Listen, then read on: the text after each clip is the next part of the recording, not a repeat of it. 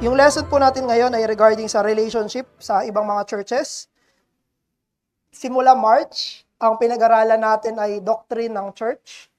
At nagsimula tayo dun sa marks of the true church. Sino yung mga totoong churches? Ano yung mga marks nun? Sino yung mga members ng totoong church? Mga regenerate? Sino yung head ng church? Si Christ. Sino yung mga inutusan ni Christ na mamuno sa church? Office bearers. Pinag-aralan natin yung pastors, deacons. Ano yung role ng congregation? Pinag-aralan natin noong June. Yung powers ng congregation. Pag-accept ng members, pag-discipline ng offender, sa kapag recognize ng officers. Noong July, pinag-aralan natin yung fellowship, koinonia, no? Hanggang August.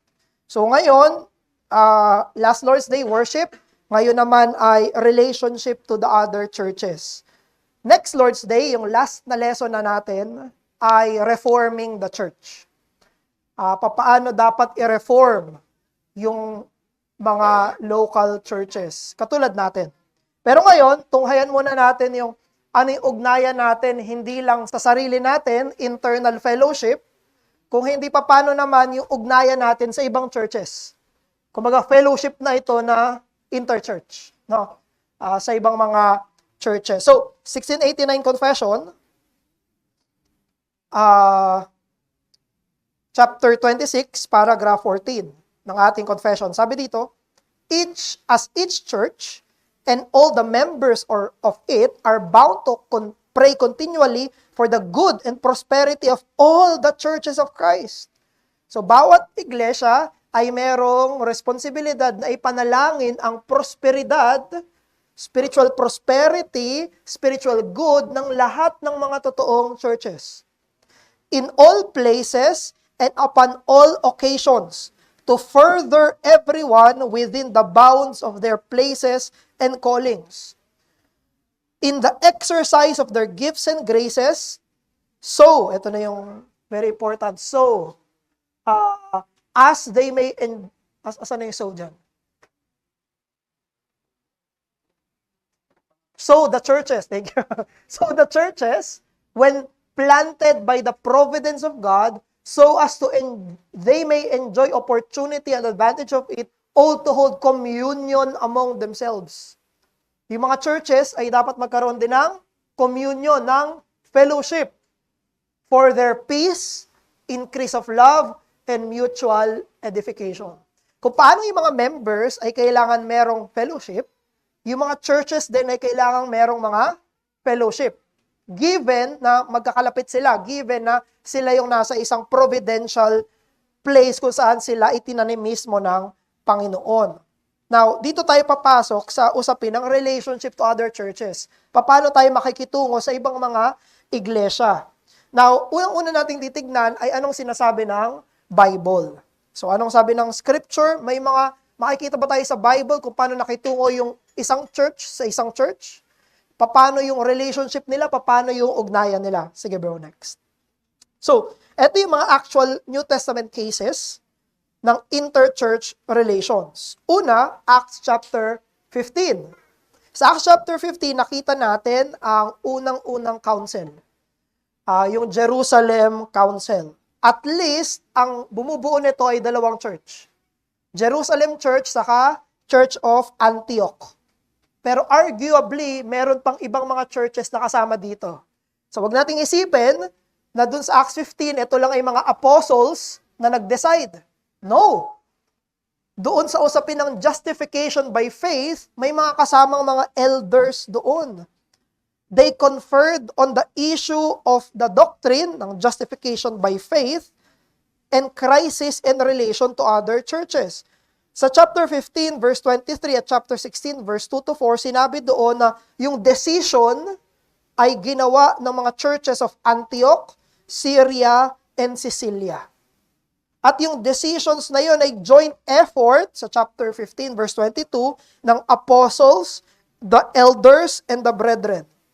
Hindi to apostolic rule lang. Hindi sinabi ng mga apostles, itong decision namin, sila James at Peter, kami ang masusunod. Ito yung desisyon. Hindi ganun yung nangyari sa Acts 15. Kasama doon yung na nag-discussion, nag-debate, kasama yung apostles, kasama yung elders, kasama yung mga the brethren. Interchurch ang Acts 15 na nangyari. Ano pa? Sa Acts chapter 11, verse 20 to 29, may mga churches na formally nire-recognize yung isa't isa at tinutulungan nila yung isa't isa. May pangangailangan yung ibang church. Andun sila para tulungan yung ibang church. Romans chapter 16, verse 1 to 4, may exchanges ng formal greetings from one church to another at nagbibigay sila ng update. Sa panahon natin ngayon, may mga newsletter. Nagbibigay ng update. Ano na nangyari sa church namin? Pinapaabot sa ibang mga local churches. Pero dito pa lang nangyayari na yon. Galatians chapter 1, 1 Thessalonians 2, Revelations 1, may mga churches na pwedeng i-grupo together dahil magkakalapit sila. Yung Galatians chapter 1 verse 2, sinabi doon to the churches in Galatia. Hindi yun isang church lang. Maraming mga church sa geographical location ng Galatia. Ganon din sa Revelations, di ba? Yung 7 churches in Asia. Di ba? Nasa isang lugar sila, nasa isang geography sila, tinuring sila ng Panginoon na magkakagrupo dahil nasa isang lokasyon sila. Colossians chapter 4 verse 16. Sila na mga magkakalapit na churches, nag-share sila ng instructional material. Yung buksan natin yung Colossians 4:16. Sabi dito sa Colossians 4:16,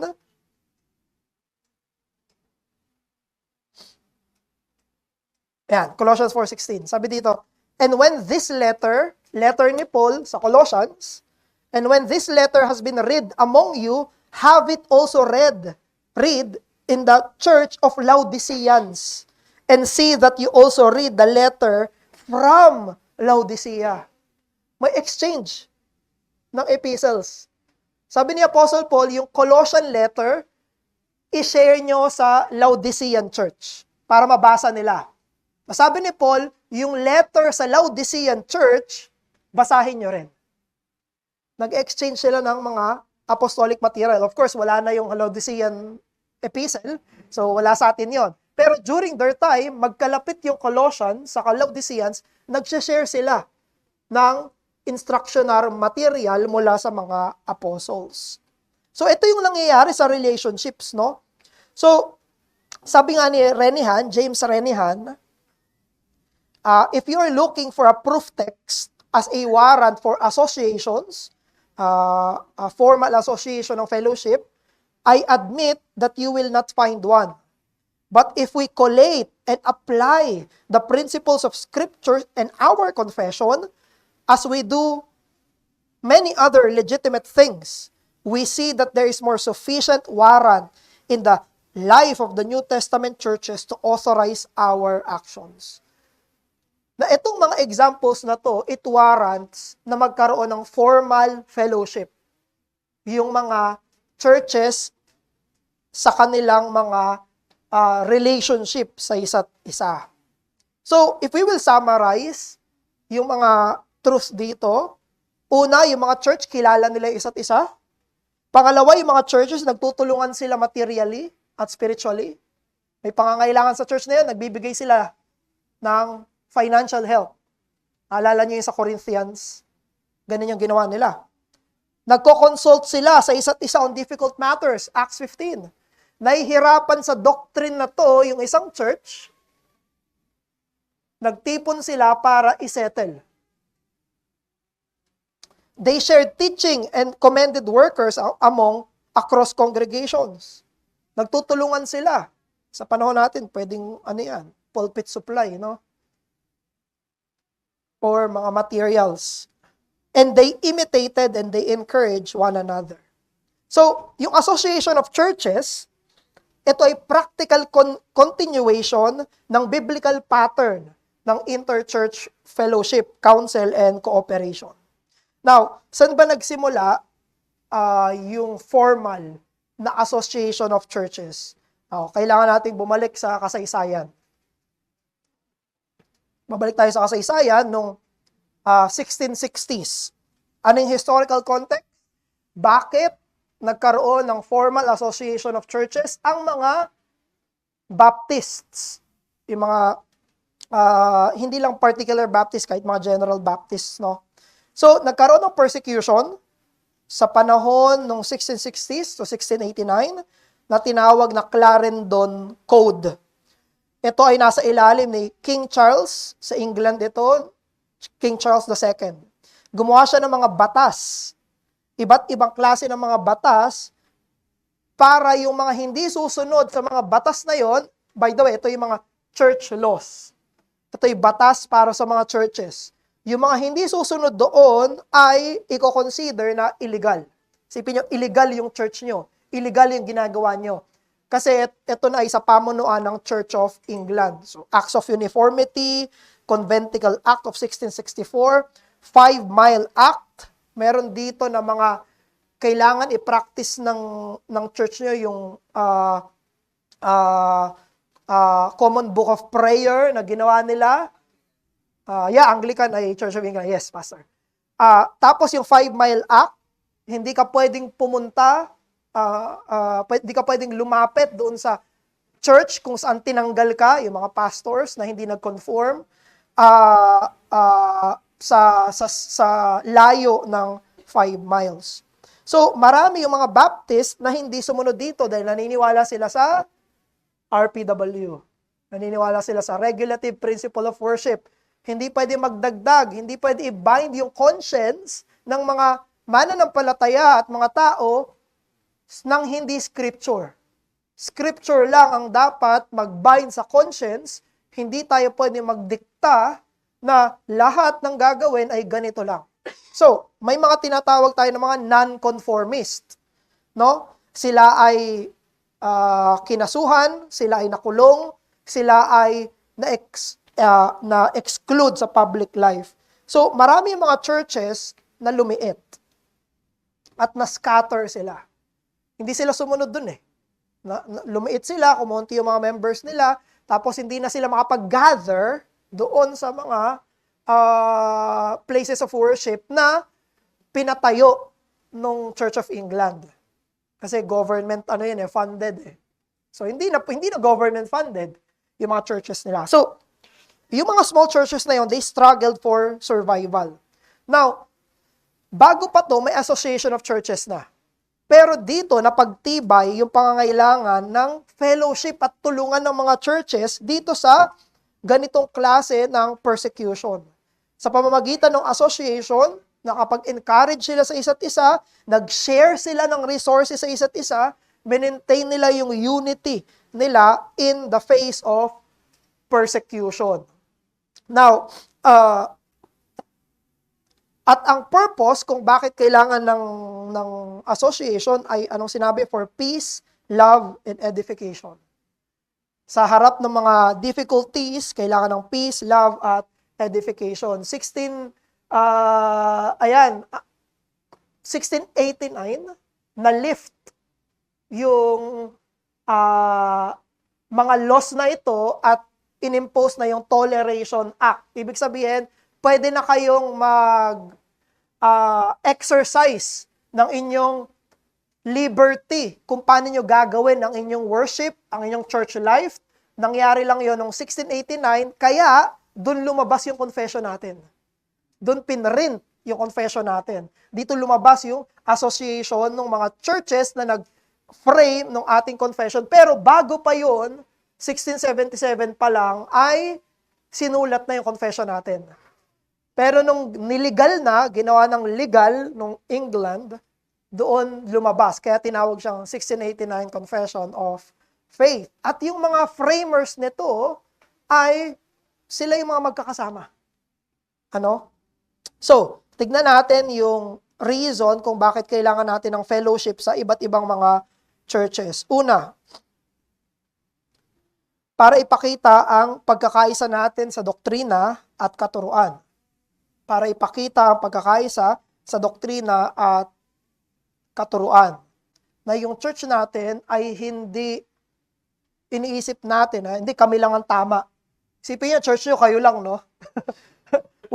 kayo lang yung tama. Tapos yung ibang mga churches lahat mali. Wala kayong katulad kahit isa. Ganun yung mga cults, yeah. Pero ito yung purpose ng fellowship, ng association. Para ipakita na sila ay magkakatulad sa tamang doktrina at dinedenay nila yung mga maling turo. Yung confession of faith natin, isa sa reason kung bakit siya sinulat ay para i-deny na sila ay Anabaptist. Para i-deny na hindi kami katulad nila. Sinabi doon sa confession natin, falsely called Anabaptist. So, para i-deny nila yung mga turo ng mga Anabaptist, nag-form sila ng kanilang mga confession. So, dito na-publish yung first confession ng London, 1644. Later, yung 1677 at 1689 confession of faith. So, isang point dito, yung association ng mga churches, it gave the early particular Baptists a way to enforce their doctrinal boundaries. It prevented error and show unity to the watching world. Para ipakita yung pagkakaisa nila sa tamang ebanghelyo at tamang turo. Kung ang isang church ay mag-isa lang, wala siyang mga ka-fellowship na churches, napakadaling lumihis. Napakadaling lumihis. Walang mga kasamahan niya na mag-guide, mag-guard sa kanya, napakadaling lumihis. No? So pangalawa, hindi lang para ipakita yung unity, kung hindi para sa mutual counsel and discipline. Marami sa mga congregation sa panahon nila ay batang congregation. Umalis sila dun sa mga bigger churches nila eh. They're inexperienced in matters of government and discipline. Isipin nyo, all your life, yung church nyo ay funded ng government financially, tapos umalis kayo sa government, kayo mag-hold ng lahat ng expenses. Kayo ang bahala sa lahat. Kayo, magsisimula kayo from scratch. Marami sa kanila yung ganito. Therefore, kailangan nila yung ibang mga churches para gabayan sila. Para tulungan sila. Paano i-handle yung mga ganito? Hindi lahat ng mga pastors ay umalis doon sa England, yung iba'y nanatili. No? Kaya may tinatawag ng mga non-conformist, may mga Puritan na nanatili sa Church of England, may mga Puritan na umalis. Both yan, no? So, yung mga churches ay may ganito. Therefore, yung mga association, it provided a forum kung saan yung mga churches ay pwede mag-send ng messengers para mag-ask ng advice. Anong gagawin namin sa church namin? Paano pag ganitong case ng discipline? Dito magkakaroon ng opportunity para magbigay ng counsel at discipline yung isa't isa. Pero alalahanin natin na yung mga association sa even panahon nila, ito ay advisory at hindi authority. No? Yung ibang church, hindi sila pwede manghimasok sa isang church at sila magdesisyon. Hindi pwedeng sabihin na kami yung masunod, ganito yung gawin nyo. Hindi. Kasi ang isang church, sa pag-aralan natin, ay may autonomy. Mananagot sila diretso sa Panginoon, walang mother church. Walang ganon. Walang higher church. Walang ganon. Ang church ay tumatayo sa sarili niya, sa harapan ng Panginoon, walang mas mataas na authority sa church kung hindi si Christ lang. No, hindi other churches. Now, kaya sa association, ang binibigay dito ay advisory at counsel at hindi authoritative, no? Number 3, for ministerial support and training. Marami sa mga pastor, sa panahon nila ay nakulong, pinatatahimik. Therefore, yung mga association, nag-provide sila ng avenue para mag-recommend ng mga gifted brothers para ma-ordain. Nag-share sila ng mga preachers nila. Nag-encourage sila ng mga ministerial training sa isa't isa. So, ayan yung tatlong reason kung bakit kailangan ng association. To show doctrinal unity, para sa mutual counsel, at para sa ministerial support. Now, punta tayo sa messengers. Formal association na. Tandaan natin na yung association of churches ay hindi association of pastors. Ang association of churches ay hindi association of pastors. Sige. Ito yung last na meeting sa CRBC ng Reformed Baptist Association of Churches sa Luzon. Hindi tayo member, hindi pa tayo member, tayo ay observer. Pero yung nag-meeting, makikita nyo, hindi buong church. Sila ay mga representative ng bawat church. Hindi ko nabilang, ilan ba yung sinabi doon? 15 churches ba yun? 16. 16 churches yung nandirito na member. Tandaan natin, ito ay association ng churches, hindi association ng mga pastor. Pero ba't mga pastor lang? Or mga brethren yung nandun? Dahil dito papasok yung pagiging representative nila. Sinabi ng Confession 26.15, in cases of difficulties or differences, it is according to the mind of Christ that many churches holding communion together do by their messengers meet to consider and give their advice. Ngayon, yung mga messengers na yan, sila ay representative ng church para sila yung mag-act para doon sa church. May basis ba tayo niyan sa Bible? Yes. Basahin natin, 2 Corinthians 8, verse 23. Basahin natin yung text. As for Titus, sabi ni Paul, he is my partner and fellow worker for your benefit. As for our brothers, they are messengers of churches, the glory of Christ. Yung salitang messengers of churches ay apostolai ekklesion, representative of the churches or apostles of the churches. Sila ay mga delegate, sila ay officially pinadala ng church para mag-represent sa kanila. At yung mga churches ay may appointing power para dun sa mga ipapadala nila. 2 Corinthians 8:19. And not only that, but he has been appointed by the churches to travel with us. Merong pinadala yung church para mag-travel kasama si Apostle Paul. As we carry out this act of grace that is being ministered by us for the glory of the Lord Himself and to show our goodwill. So meron ditong hindi pinakilalang kapatid na inappoint ng church para sumama kay Paul at Titus para sa ministry ng gospel. So yung appointing power ay nasa church. Kaya normally, ang mga messengers ay mga pastors. Kasi sila yung mga church appointed, ordained, recognized ng church para sa mga ganitong klase ng gawain. So, clarify lang natin yun, So, sa last na tayo. Iba-ibang klase kasi yung fellowship ng churches. At ang pinopromote natin at naniniwala tayo na biblical view ay yung associationalism, pero daanan natin yung iba't ibang mga inter-church fellowship. May tatlo. Una, yung denominationalism. Yung pag sinabi natin na denomination, kunyari, pag tinanong Christian ka ba? Oo, Christian ako.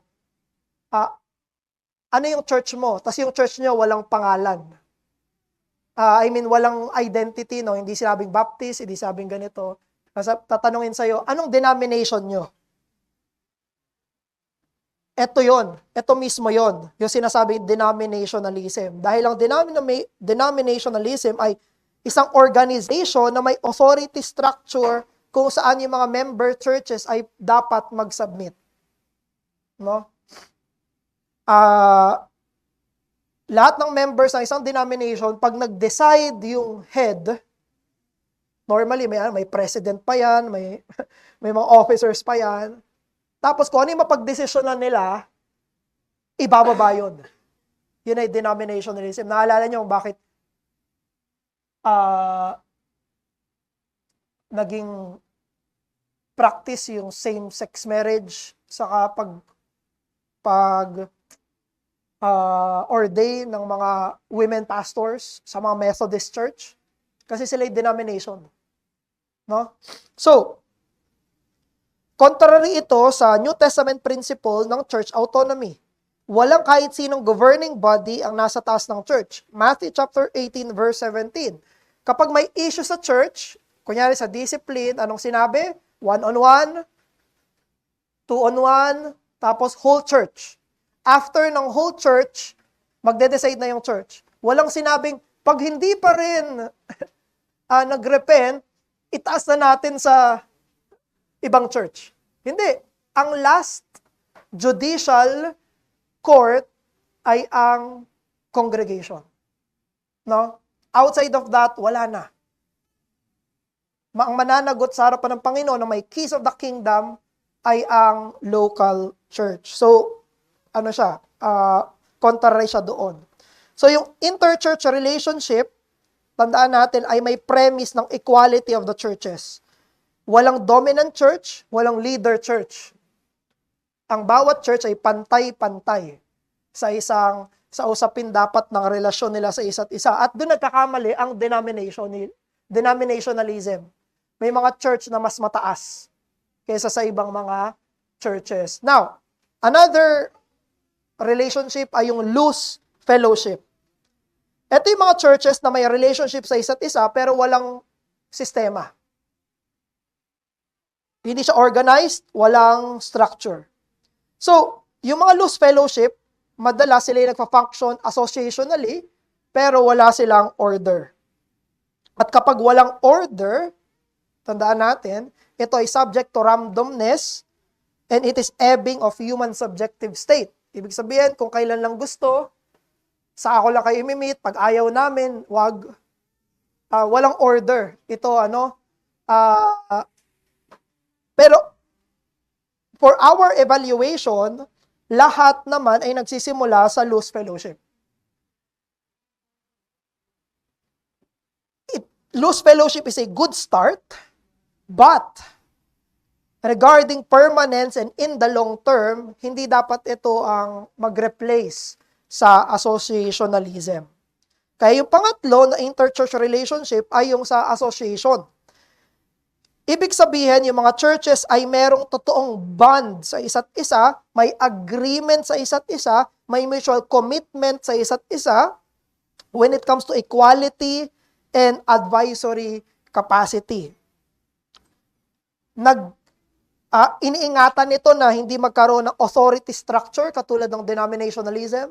For example, sa kaninang pinakita ko sa inyo, meron doong mga churches na mas malalaki. Yan, CRBC. Ang tagal na nun, 40-something years na sila. May mga mas kilalang churches. Mga pastor, si Pastor Noel Espinosa ng GBCLB. Pero pagdating doon sa meeting, sila ay representative ng kanilang isang church at kapag merong decision-making, bawat isang church ay merong say. May boto. At yung boto ng isang church ay isa lang. Hindi porket kilala ka, ikaw na yung susundin. Hindi porket yung church may mas malaki, mas maraming pera, kayo na yung masusunod. No. Sa association, ang bawat church ay kinikilala bilang may privilege sa harapan ng pagtitipon na yon. And it also rises above subjective vism of loose fellowship. Pag loose fellowship, kung sino lang yung ka-vibes mo na church. Sino yung gusto ko, ayoko dito sa mga to. Wag na nga. Hindi. Alam nyo, doon sa association meeting, kung saan naka-attend yung iba, minsan nagtatalo-talo pa. No, unang namin, nag-away itong mga to. Hindi ba palagi? Hindi, nabawasan na. Pero doon pinapakita na hindi ito subjective. Doon pinapakita na hindi ito grupo ng mga same page palagi. Ito yung grupo na nag-commit sa isa't isa kahit meron silang disagreement. Kahit merong pagkakaiba. Kahit merong differences. At Yun yung wala sa loose fellowship. Sa loose fellowship, may nagawa, yung church nyo ay hindi namin gusto, wala na. Ayaw namin sa inyo. No. So, ganun sa mga churches. Isipin nyo yung Church of Jerusalem at Antioch, no? Naging preference base sila. Ay, nako, nasalanta yung church nyo, ayaw namin sa inyo eh. Hindi namin kayo tulungan. Hindi. So, ito yung isa sa glory. Katulad din yan ng membership, no? Iba-iba, hindi same page palagi, may iba't ibang kailangan pagdiskusyonan, pero at the end of the day, you covenant yourself with people na hindi mo palagi ka-same page. You commit yourself. Parang marriage din. Hindi naman kayo same page ang asawa mo palagi eh. Pero you covenant yourself. Ganon din on a higher level sa mga churches. Kino-covenant mo yung sarili mo, in a sense, bilang mga churches. So sabi ni Renihan, the real question is not, should we have associations? Because whether formal or informal, they already exist. The question is simply, what kind of associations shall we have? Sabi niya, I am not satisfied with leaving them to the spiritual dynamic of interpersonal friendships. Just as no man is an island, so also no church is an island. Now, tatlong applications lang. Number 1, para sa atin, beware of parochialism. Ang ibig sabihin ng parochialism ay, pakialaman namin yung sarili namin, pakialaman nyo yung sarili nyo, wala tayong pakialamanan. Sa mga churches. Ganun yung parochialism. It wrongly suggests that we can thrive and be self-sufficient apart from other churches. Kaya namin ito mag-isa, hindi namin kailangan tulong ng ibang churches. Parang Galatians 6:2, pero church level. Yung mga churches, they should bear one another's burden. So, beware of parochialism. Narinig ko to kay Pastor Noel and I got that term from him. Pangalawa, ay i-cultivate natin yung humility. Ang humility ay mapapakita if we are seeking counsel from and offering counsel to like-minded churches. So doon natin mapapakita ito sa ibang mga churches na mas matagal na, mas seasoned na, at hindi natin iisipin na lahat ng ibang churches ay lesser sa atin. Yun yung hindi natin dapat gawin. Ay, hindi kayo ARBC? Ay, wala kayo. Hindi ganun. Ang mga churches ay may kanya-kanyang strengths. Ang mga churches ay may kanya-kanyang weaknesses. At perhaps yung weakness natin ay strength ng iba at makakakuha tayo ng counsel from them. And if ang weakness nila ay strength natin, makapagbigay tayo ng counsel sa kanila rin. No? So, dyan yung part na we should cultivate humility pagdating sa ating interchurch na mga fellowship. Huwag mababa yung tingin natin sa mga ibang mga churches. No? Pangatlo, care for the unity, peace, and mutual edification of churches of like faith. Ang pinagpe-pray natin yung mga church din ng ibang church, di ba? Pag Friday, may prayer request sila, may pangangailangan sila, we should care sa kanilang good at spiritual prosperity. Gusto natin, hindi lang yung church natin ang maging faithful. Ang gusto natin, hindi lang yung church natin ang mag-prosper spiritually. Gusto natin lahat ng church ni Christ. Lahat ng mga local churches. Lahat ay umangat sa kanilang pagsunod, pananampalataya at pagyabong ng pagsulong ng ebanghelyo. So, yan yung gusto natin mangyari pagdating sa usapin ng interchurch fellowship. Ito yung relationship natin sa isa't isa. So, sige, doon nagtatapos yung ating lecture. So, any question? Sa pakikitungo natin, relasyon natin, ng one church to another. Andito yung mic. Any question? Or comments? Pwede na. Si PJ.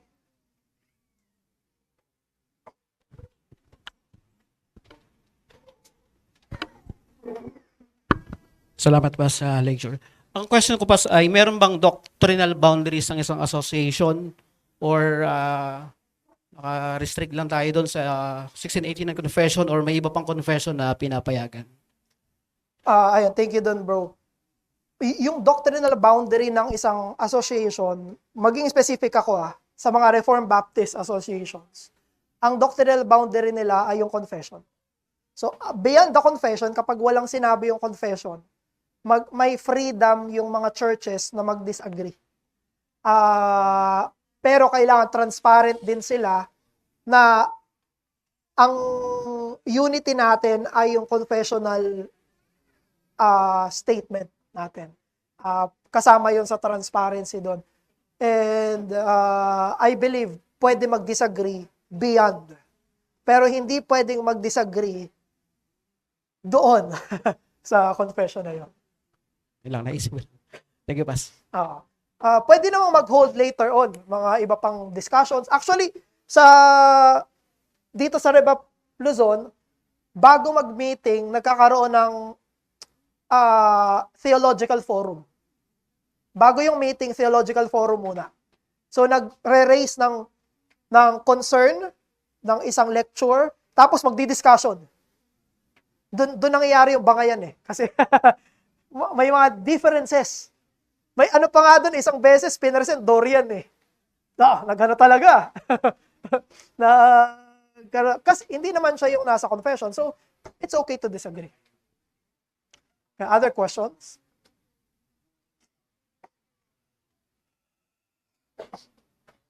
By the way, i-raise ko rin ito ulit sa meeting. Actually, napag-meetingan na natin to, I think 2024. Pero i-raise ko ulit ito sa meeting siguro sa November para redecide tayo sa pag-join sa Rebap Luzon. So, magvo-voting ulit tayo. Tapos, magpapasa na tayo ng application form dun sa association ng Rebap Luzon. So, heads up. So, other question? Or comments? Sige, si Joe. Asok na to Kahit wala pang asok Thank you, Pastor, thank you po.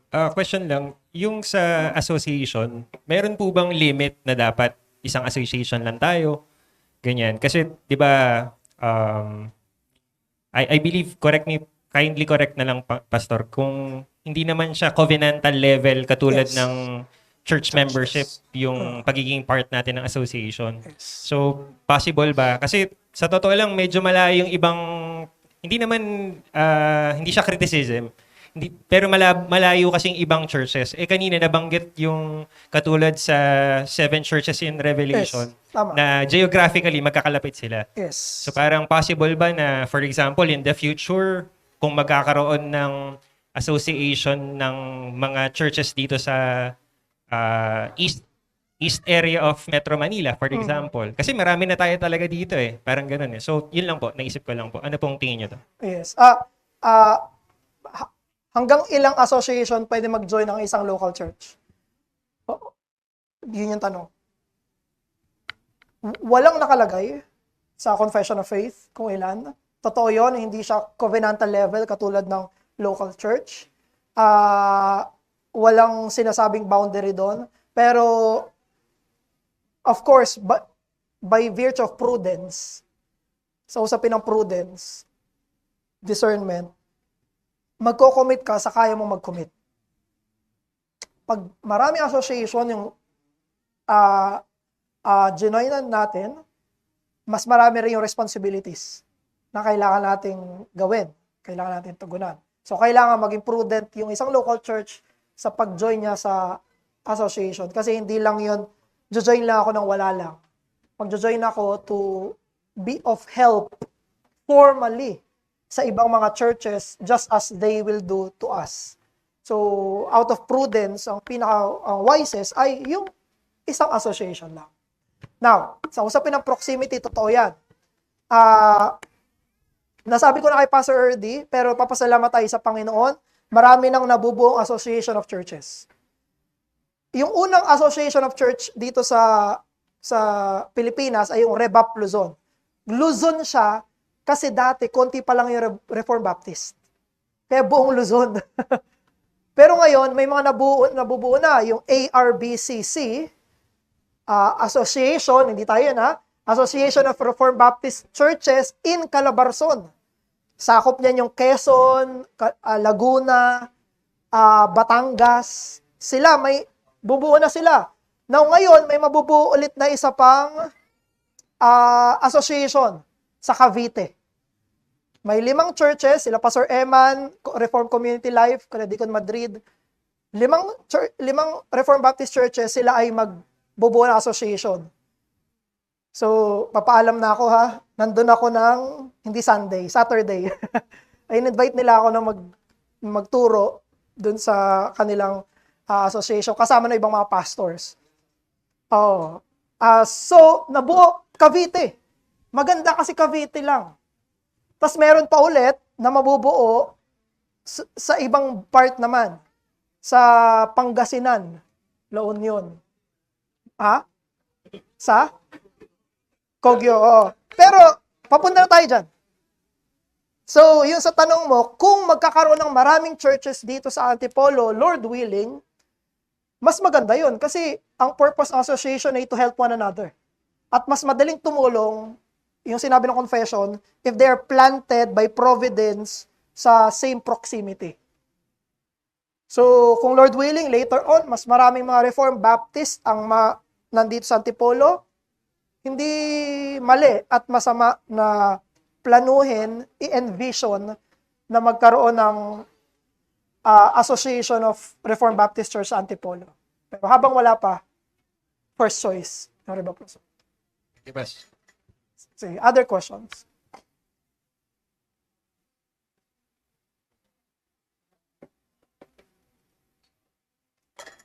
Going once, twice, let's pray. Diyos namin, maraming salamat po sa pagtuturo nyo at dahil may sinasabi ang kasulatan, maging sa relasyon ng mga simbahan. Hiling po namin, O Diyos, na tulungan nyo kami na hindi maging parochialistic, kung hindi kami ay tumingin sa inyo, O Diyos, na merong pagpapakumbaba, maging sa aming pagtrato at ugnayan sa ibang mga simbahan. O Diyos, kami po ay hulmahin niyo according to your scriptures, even to our relationship to other churches. Pinupuri po namin kayo at bigyan niyo kami ng masagana na at edifying na lunch fellowship. Pinupuri po namin kayo sa pangalan ni Jesus. Amen. Sige po, tayo po ay pwede